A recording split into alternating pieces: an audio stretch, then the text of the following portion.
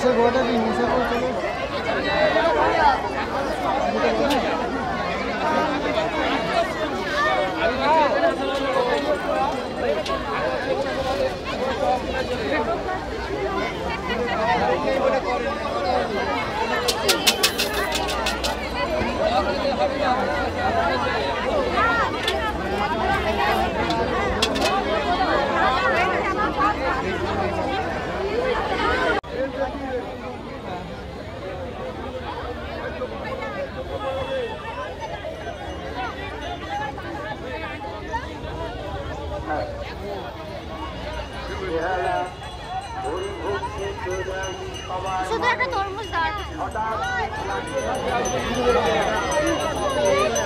মাত্র কয়েকটি বেঁচে থাকা অনুষ্ঠান, তার মধ্যে একটি হচ্ছে চড়ক উৎসব। আর বেহালা হরিসভার প্রাঙ্গণে যে চড়ক উৎসব হয় তার মধ্যে পেয়ে গেছি উদ্যোক্তা কমিটির একজনকে, ওনার কাছ থেকে জেনে নেওয়ার বিস্তারিত হবে।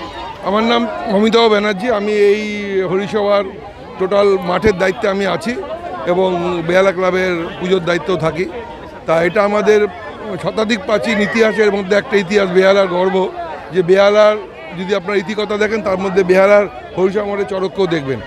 আমাদের ধারণা আমাদের মন্দিরে প্রায় 179 বছর মন্দির আমাদের, তারও আগে থেকে এই চড়ক হয় এবং আমার বয়স এখন 63 বছর, আমি দেখে আসছি ছোটোবেলা থেকে, জ্ঞান হওয়ার পর থেকে।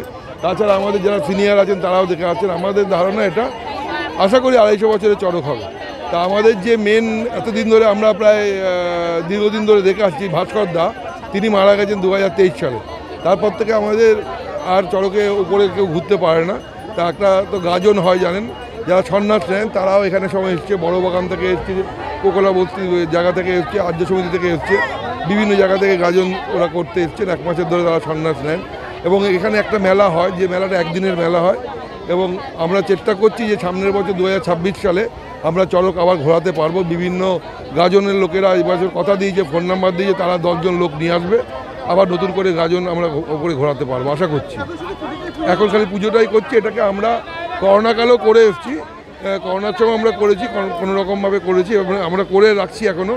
তবে এটাকেও আমরা চাই আমাদের পরবর্তীকালে জুনিয়র ছেলেরা, যেমন আমাদের সমীর আছে, ভপু আছে, এদেরকে সব বুঝিয়ে দিয়ে যাচ্ছে। এর আগে এটা কল্যাণদা দেখতেন এবং আমাদের যে সেক্রেটারি দীপকদা মাঠে আছেন, প্রেসিডেন্ট মাঠে আছেন, সবাই মাঠে আছেন এবং বয়স্করা মাঠে থেকেই এই মেলাটা অর্গানাইজ করা হয় এবং মেন দায়িত্বে আমি আছি। তবে আশা করি বেহালার সমস্ত জনপথের সমস্ত লোকেরা, বেহালার আশেপাশের বিভিন্ন জায়গা থেকে অনেক লোক আসছেন এবং রাত্রি 9টা থেকে 10টা পর্যন্ত মেলা চলবে।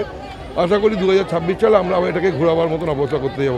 তবে আমরা কখনোই এটাতে সেই ঝাঁপ যেটা আছে সেটা আমরা করব না, এটা ঘোরাবার একটা ব্যবস্থা করার জন্য চেষ্টা করছি। ধন্যবাদ, অসংখ্য ধন্যবাদ সত্য নিউজের সঙ্গে থাকার জন্য এবং এই অনুষ্ঠান এগিয়ে চলুক। আমরা আছি সঙ্গে ক্যামেরায় সমীরণ দাস। বাঙালির রীতি, বাঙালির সংস্কৃতি। আর এই যে চড়ক মেলার প্রাঙ্গণে পেয়ে গেলাম একজন সেবাব্রতীকে, ওনার নামটা জেনে নেবো। কতদিন ধরে উনি এই সন্ন্যাস ধর্ম পালন করছে? এখন নামটা শেফালি দাস। শেফালি দি, কতদিন ধরে এই সন্ন্যাসটা করছে? আমি সন্ন্যাস করছি, অনেক দিন ধরেই করছি। এবছর কতদিন করলেন? হ্যাঁ, এই বছরের পালনটা কতদিন করলেন? 3 দিন। 3 দিন করে। এখানে তো পুজো দিতে এসেছেন। হ্যাঁ, পুজো দিতে গেছিলেন? না, আমাদের ওইখানে শিবের মন্দির আছে, ওইখানে দিয়েছি। আপনি ছাড়া আর কে কে করে বাড়িতে? নাতি আছে।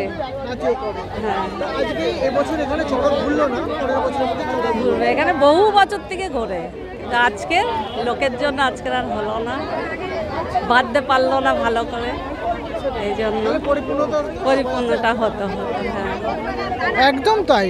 কারণ শেফালিদির মতন বহু মানুষই আছে যারা সন্ন্যাস করেন এবং এই চড়কের উৎসবের প্রাঙ্গণে উপস্থিত হয়ে তারা এখানে দেখেন। মূল যে সন্ন্যাসী তিনি মারা যাওয়ার ফলে এবারে আর চড়ক ঘুরলো না, কিন্তু আগামী বছর ঘুরবে, এটাই আশা রাখি। ভয় নয়, আপোষ নয়, শুধু সত্য খবর পরিবেশনার প্রত্যয়। সত্যম নিউজ।